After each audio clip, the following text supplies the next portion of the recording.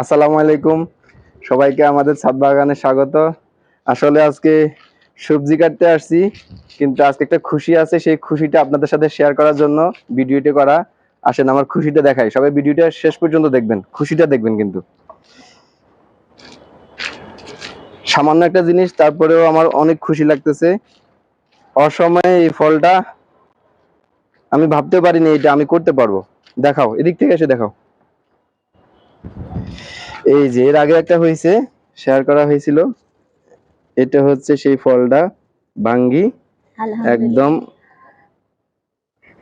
আলহামদুলিল্লাহ, একদম পেকে একেবারে বোটো থেকে খুলে গেছে। এই যে সেই গ্রান বেরোচ্ছে। এটা এই অসময়ে ফলটা, এটা শেয়ার করার উদ্দেশ্য হচ্ছে আসলে ছাদ বাগানে চাইলে সবাই এগুলা করতে পারেন। হ্যাঁ, সামনের বার ইনশাল্লাহ আমরা তরমুজ করব, দেখবো হয় কিনা। ভাঙ্গি সহ দুইটা হইলো। এটা আসলে আমি ভাবিনি হবে, লাগায় রাখছিলাম, হয়ে গেছে।